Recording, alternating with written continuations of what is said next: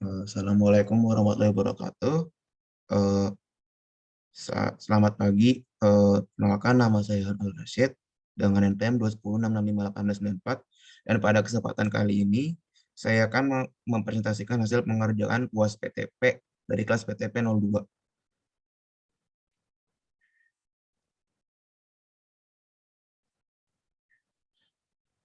Yang pertama itu adalah SK1 mengenai jenis kapal berdasarkan fungsi dan kategorinya.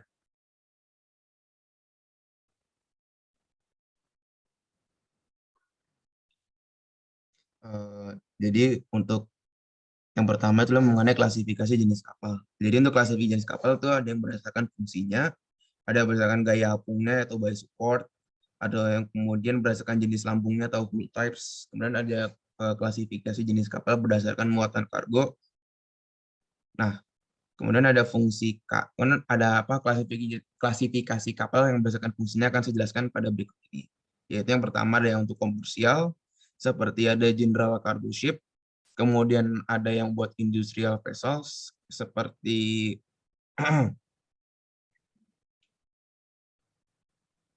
hydrographic survey atau research vessels, kemudian ada service vessels seperti tugboat, offshore supply boats atau crew boats.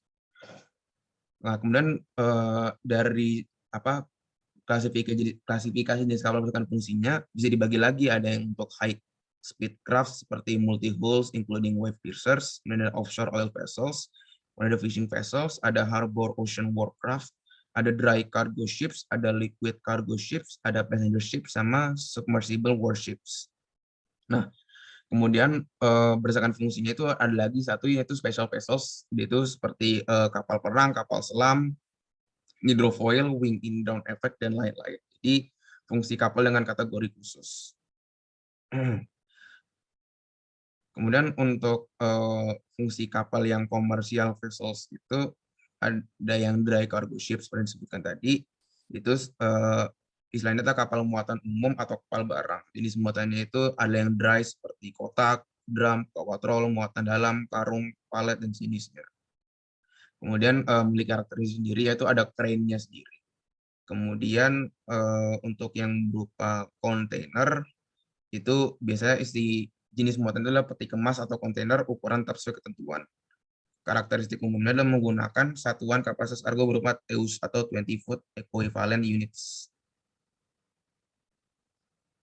Kemudian untuk ada yang liquid cargo ship, istilahnya kapal tanker, yaitu seperti isinya bisa jadi minyak, bensin, solar, kemudian ada LNG, LPG, dan sebagainya. Kemudian karakteristik umumnya itu adalah dengan muatan spesifik yang dibawa oil tanker atau crude product oil carrier, chemical tanker, gas tanker. Kemudian untuk komersial ada passenger ships, itu kapal feri. Itu biasa untuk membawa penumpang. Jenis kapalnya adalah khusus ro-ro, dapat membawa kendaraan dan penumpang, tapi kargo terbatas. Kemudian untuk industrial vessel adalah offshore vessel, yaitu kapal pemasang pipa kabel bawah laut. Biasanya untuk keperluan untuk belakangnya seperti dengar kabel internet seperti wifi seperti itu menggunakan kabel bawah laut seperti itu.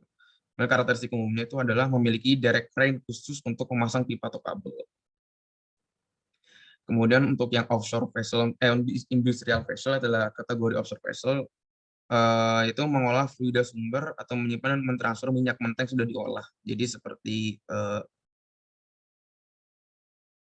tempat penyimpanan hasil pengambilan minyak bumi seperti itu.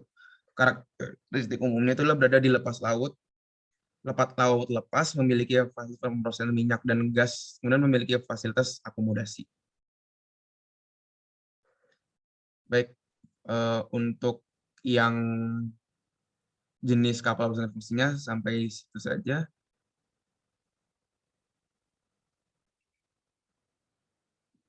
Eh, Lanjut mengenai ke maritim, institusi maritim.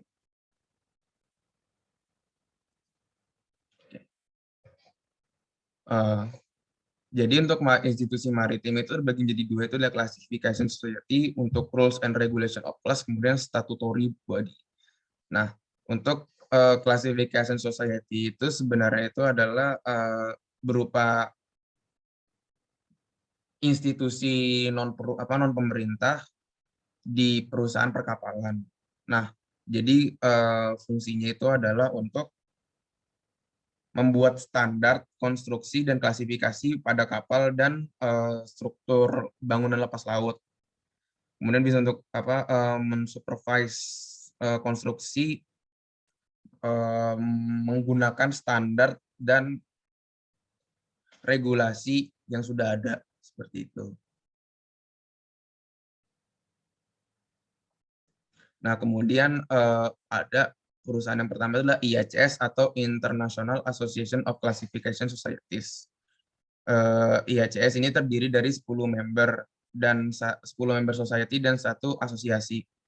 Nah, detailnya itu seperti ABS atau American Bureau of Shipping, kemudian ada BV Bureau Veritas, kemudian ada CCS China Classification Society, ada DNV Det North Veritas atau dan GL German Yacht, kemudian KR Korea Register of Shipping, kemudian ada LR Lloyd's Register of Shipping, kemudian ada NK kelas NK atau Nippon Kaiji Kyokai, kemudian ada RINA Registro Italiano Navale, kemudian ada Russian Maritime Register of Shipping. Dan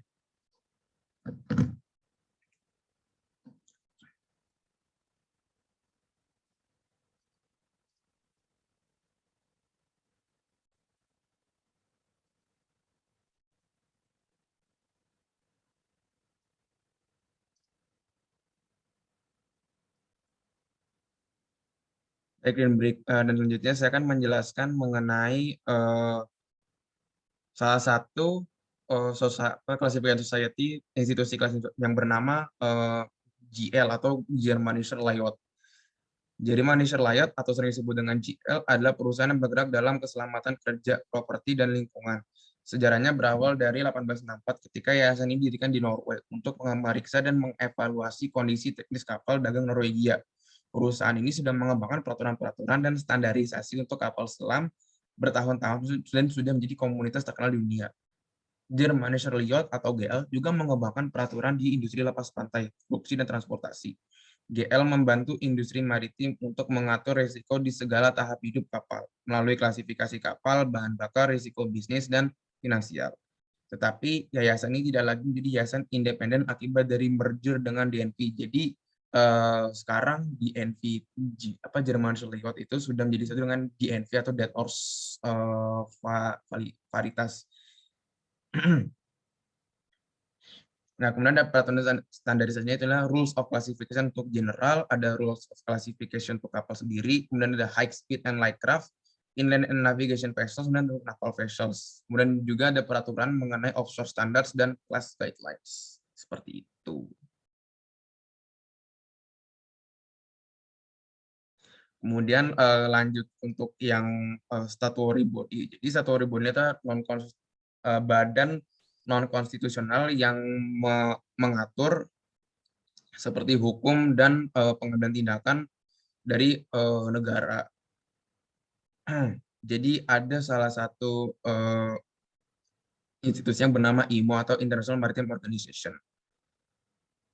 Jadi IMO ini itu bertujuan untuk mengembangkan salah satu regulasi yang komprehensif dan framework untuk dunia perkapalan atau shipping, dan kemudian mengembangkan juga peraturan yang termasuk keselamatan, kemudian ada untuk lingkungan juga, kemudian untuk legal, kemudian ada technical cooperation, maritime security, dan juga efisiensi dari shipping seperti itu.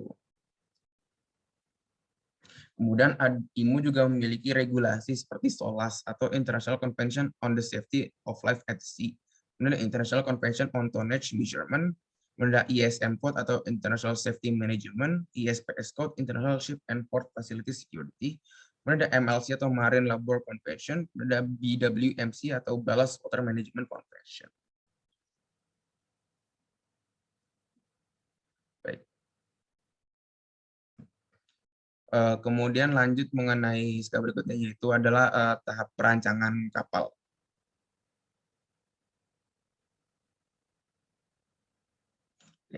Jadi kapal adalah sebuah produk yang dibuat setelah dipesan atau made to order produk ataupun tailor made product. Oleh karena itu setiap kapal mempunyai tugas sendiri dan harus dengan spesifikasi yang diinginkan pemilik serta memenuhi semua standar dan regulasi yang berlaku. Kalau misalkan di Indonesia itu mungkin menggunakan BKI atau Biro Klasifikasi Kapal Indonesia. Kemudian tujuan untuk perancangan kapal itu untuk mendapatkan sebuah kapal yang dapat memenuhi semua kriteria yang dikehendaki oleh pemesan. Kemudian untuk menyiapkan rancangan yang bisa direalisasikan secara efisien oleh galangan yang akan membangunnya mulai proses produksi. Jadi pembangunan kapal itu bukanlah di sekedar tempat bengkel seperti kayak kendaraan biasa, tapi ada namanya galangan. Kemudian untuk menyiapkan sebuah kapal akan membawa keuntungan kepada semua pihak terkait termasuk pemilik, operator, perusahaan ekspedisi, dan masyarakat luas. Kemudian untuk tahap-tahap perancangan dalam menggunakan kapal itu ada 3. Itulah konsep desain, preliminary design, dan detail design. Konsep yang pertama adalah konsep desain. Akan sangat mempengaruhi daur hidup kapal, khususnya berhubungan dengan harga dari kapal itu sendiri dan biaya operasional. Ke depan, termasuk kapasitas yang tersedia, performa kapal saat operasi, jenis teknologi yang dikembangkan, dan jumlah serta berapa sumber daya yang dibutuhkan. Jadi tujuannya itu adalah untuk mendapatkan ukuran-ukuran besaran kapal secara umum sesuai dengan yang ditetapkan pemilik, di mana mungkin dirancang dan desain dan masuk dalam kriteria badan klasifikasi dan menggunakan langkah-langkah berikut seperti mengidentifikasi kebutuhan, kemudian mendefinisikan kebutuhan, kemudian memilih kriteria desain, kemudian mengembangkan dengan solusi-solusi melalui framework-framework seperti itu. Kemudian ada preliminary design. Arsitek perkapalan, perancang, dan insinyur lainnya mewujudkan konsep desain yang telah disetujui oleh beber. Gambar melalui konsep desain. Beberapa gambar teknis dan teoritikal untuk perhitungan dan analisis. Kemudian untuk membuat model kapal dan simulasi menggunakan desain spiral. Jadi ini adalah desain spiralnya. Kemudian yang akan saya jelaskan adalah owner requirements. Kemudian ada proportion and prelimination power, ada hull lines, hydrostatic buoyancy and balance. Kemudian ada floatable length and freeboard arrangement, hull ada arrangement seperti hull and machinery, kemudian structure, itu powering, kemudian like ship weight estimate, kemudian capacity, stream and intake stability, kemudian ada damage stability, kemudian ada cost estimates seperti itu. Kemudian dalam preliminary design biasanya terdapat bentuk lambu, konstruksi, general arrangement, estimasi titik berat, kemudian ada perhitungan hidrostatik, stabilitas, perhitungan hambatan propulsi, sistem perlengkapan, sistem elektrik, dan sistem pelengkap. Kemudian lanjut yang terakhir itu adalah detail design. Dibuat oleh galangan, tapi biasanya ada desain dan transaksi yang dibuat oleh arsitek perkapalan memiliki yang dikenal sebagai desain kontrak, yang biasanya dipakai sebagai dasar untuk penawaran konstruksi dan kontrak dengan galangan terhadap tahap desain detail dari di final perancangan seperti itu.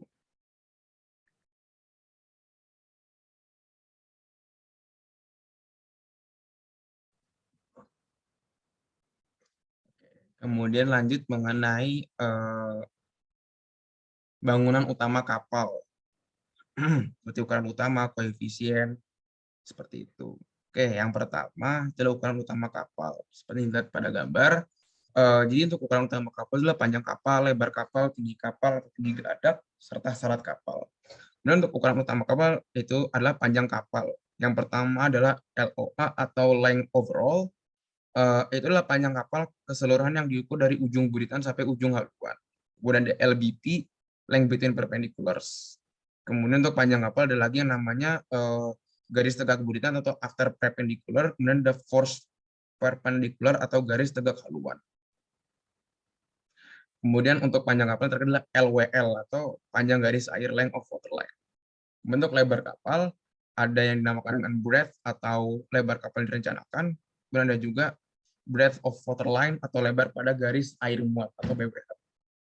Kemudian ada tinggi geladak yang dimana dengan H atau depth, tinggi terendah dari garis dari geladak. Kemudian yang terakhir adalah syarat kapal atau draft. Syarat yang direncanakan atau T adalah jarak tegak dari garis dasar sampai pada garis air muat.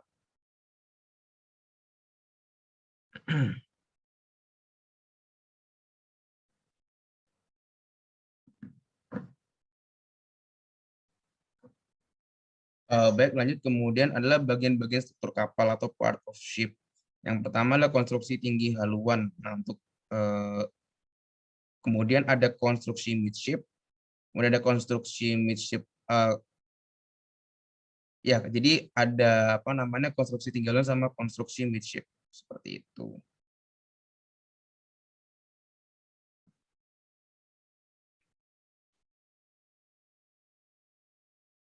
Baik, lanjut mengenai fluid force.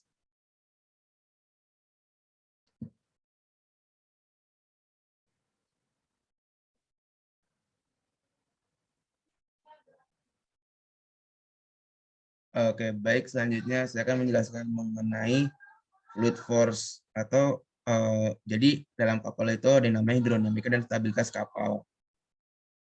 Kemudian yang pertama adalah fluid force. Fluid force atau gaya fluida dibahas dalam mekanika fluida kaitannya dengan hidrodinamika kapal. Fluid force merupakan salah satu aspek terkait aliran fluida yang timbul akibat gerak objek kapal. Oleh karena itu, dalam hidrodinamika kapal, fluid force dapat didefinisikan sebagai gaya yang diberikan oleh fluida kepada objek kapal akibat dari adanya gerak objek kapal yang tercelup di bawah fluida, lambung kapal. Kemudian fluid force yang muncul akibat adanya gerak maju kapal terdiri atas dua, yaitu adalah drag force dan lift force. Jadi apa yang dimaksud dengan drag force dan lift force?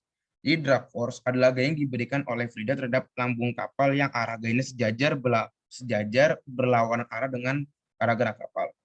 Sedangkan untuk lift force adalah gaya yang diberikan oleh fluida terhadap lambung kapal yang arah gayanya tegak lurus ke atas terhadap arah gerak kapal.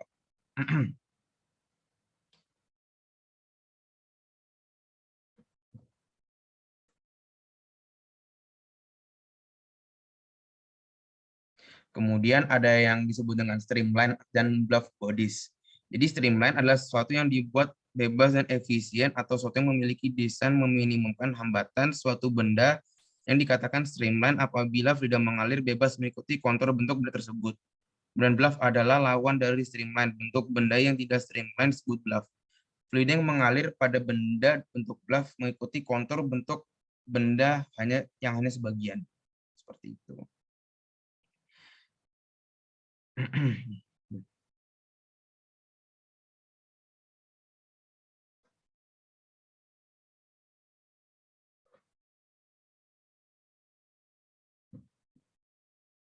Kemudian saya selanjutnya akan menjelaskan mengenai hambatan-hambatan yang ada pada kapal. Jadi suatu hambatan kapal pada kecepatan tertentu adalah besar gaya yang diperlukan untuk menarik kapal pada suatu fluida dengan asumsi bahwa tidak ada interferensi ketika proses menarik. Sedangkan tenaga yang diperlukan untuk menariknya disebut dengan effective power. Pada saat menarik kapal akan dirasakan adanya gaya yang melawan tarikan. Gaya itu disebut dengan hambatan. Hambatan tersebut sama dengan komponen gaya fluida yang bekerja sejajar dengan suku gerakan kapal. Kemudian untuk hambatan kapal dinotasikan dengan huruf R. Hambatan bekerja yang hambatan kerja total dinotasikan dengan huruf RT.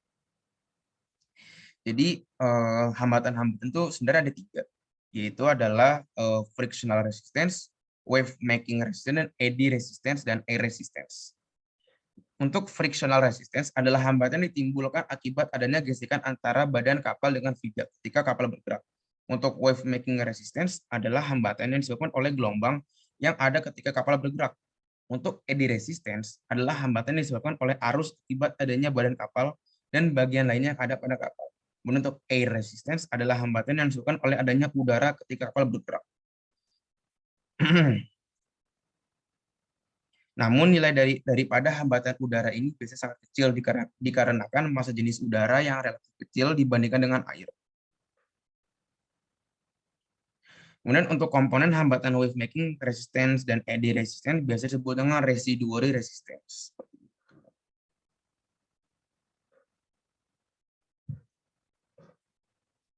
Lanjut, dan saya akan menjelaskan mengenai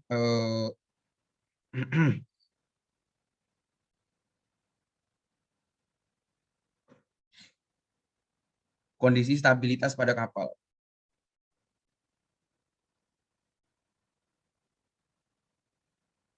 jenis stabilitas pada kapal. Oke. Jadi stabilitas kapal, kemampuan kapal untuk kembali pada posisi semula akibat dari suatu keolengan atau healing atau kemiringan yang atau sengit yang disebabkan gangguan atau dari luar. Jadi ada titik penting dalam stabilitas kapal itu titik B atau center of buoyancy, kemudian G itu adalah center of gravity, kemudian ada M itu adalah metacentra dan ada keel atau K. Jadi pada saat kapal oleng, titik center buoyancy B1, titik B akan berpindah karena bentuk lambung kapal yang ada di bawah permukaan air berubah. Seperti itu. Kemudian untuk kondisi stabilitas pada kapal adalah kondisi stabilitas positif. Yaitu pada titik M berada di atas titik G. Kemudian terdapat lengan penegak righting arm atau GZ yang menyebabkan adanya momen gaya penegak yang dapat mendorong kapal tegak kembali. Kemudian ada kondisi stabilitas negatif. Itu pada kondisi stabilitas negatif, titik M berada pada bawah titik G. Terdapat lengan penegak negatif yang berbentuk ZG yang menyebabkan adanya momen gaya yang dapat mendorong kapal terus oleng dan terbalik. Kemudian ada kondisi stabilitas netral. Itu adalah titik M berhimpit dengan titik G. Tidak terbentuk lengan penegak, kapal tetap pada posisi miring atau oleng. Seperti itu. Baik, lanjut mengenai jenis kalkulasi sistem penggerak pada kapal. Jadi sebelum masuk ke situ, jadi di kapal itu ada beberapa jenis sistem penggerak kapal. Yang pertama adalah marine propulsion system, itu adalah untuk ada propellers atau baling-baling, ada paddle wheels atau roda dayung, kemudian ada jet type atau berupa jet air, kemudian ada sail atau berlayar seperti kapal-kapal zaman dahulu, kemudian ada menggunakan buoyancy, pedal dan lain-lainnya seperti itu. Nah, kemudian untuk penggerak utamanya itu power source itu adalah ada internal combustion engines atau diesel engines, ada steam engine, ada steam turbine, ada gas turbines, kemudian ada nuclear reactors turbine, kemudian electric motor. Kemudian yang sering digunakan oleh kapal saat ini adalah marine diesel engine. Mesin pembakaran dalam mesin diesel. Keuntungannya adalah dibangun dalam semua ukuran, dipasang di kapal mulai dari kapal kecil hingga kapal tanker super besar. Kemudian kurang dari 100 HP sampai dengan 30.000 HP. Kemudian yang kedua adalah efisiensi termal sangat tinggi, tapi memiliki kekurangan yaitu lebih berat dibandingkan dengan turbin gas. Seperti itu. Nah, kemudian lanjut ke topiknya itu adalah power calculation. Jadi sebenarnya apa sih power calculation itu?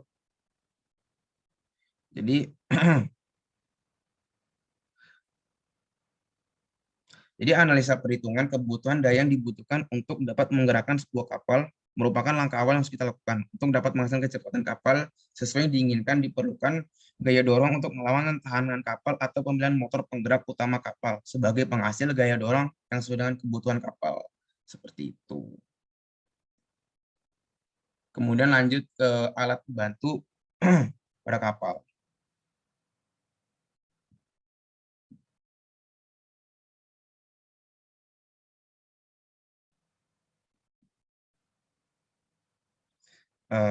Alat bantu pada kapal itu adalah salah satu komponen yang dibutuhkan untuk membantu kinerja utama dari kapal itu sendiri. Jadi alat bantu kapal itu ada alat bantu geladak seperti ini, kemudian alat bantu bongkar muat seperti crane, kemudian ada alat bantu kelistrikan seperti genset, kemudian ada alat bantu keselamatan seperti adanya kapal kecil yang sering disebut dengan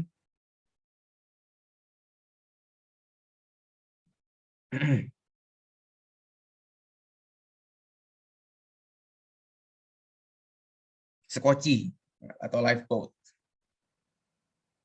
Seperti itu. Oke. Kemudian kita masuk ke mengenai sistem logistik maritim.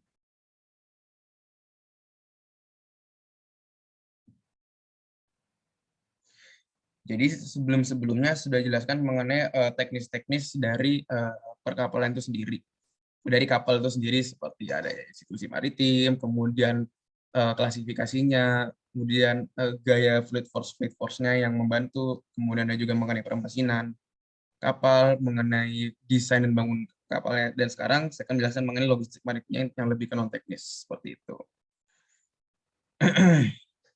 Yang pertama adalah logistik maritim atau maritim logistics. Jadi definisi logistik maritim adalah proses perencanaan, pelaksanaan, pengontrolan efisiensi dan efektivitas aliran dan penyimpanan barang atau servis layanan serta informasi dari titik asal ke titik tujuan untuk memenuhi kebutuhan pelanggan. Kemudian transportasi maritim. Jadi logistik maritim adalah proses perencanaan, pelaksanaan, dan pengontrolan pergerakan barang dan informasi melalui kegiatan angkutan laut. Seperti itu. Jadi ruang lingkupnya itu adalah dari shipper, kemudian ke shipping line atau agent, kemudian ke transit shed, kemudian ada stevedoring, kemudian ada loading port, kemudian ada discharging port, kemudian ada stevedoring lagi, ke transit, ke shipping line, kemudian ke consignee, seperti itu.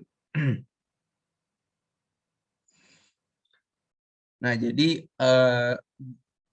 mengenai sistem logistik maritim itu dengan apa? Saya kan menjelaskan sedikit mengenai keuntungannya dengan berada di Indonesia. Jadi Indonesia sebagai negara maritim yang memiliki lebih dari 17.000 pulau merupakan salah satu keuntungan sendiri bagi Indonesia untuk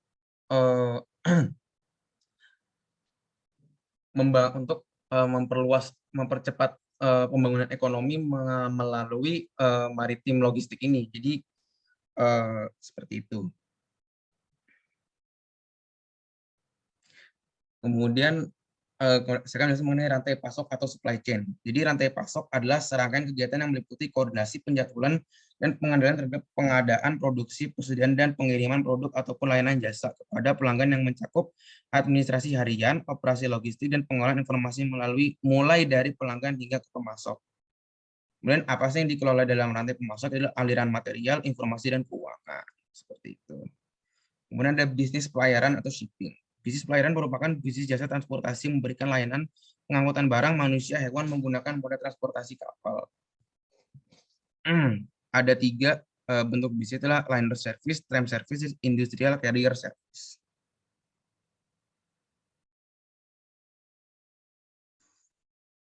Oke, kemudian saya akan lanjut mengenai ke sistem manajemen kepelabuhan.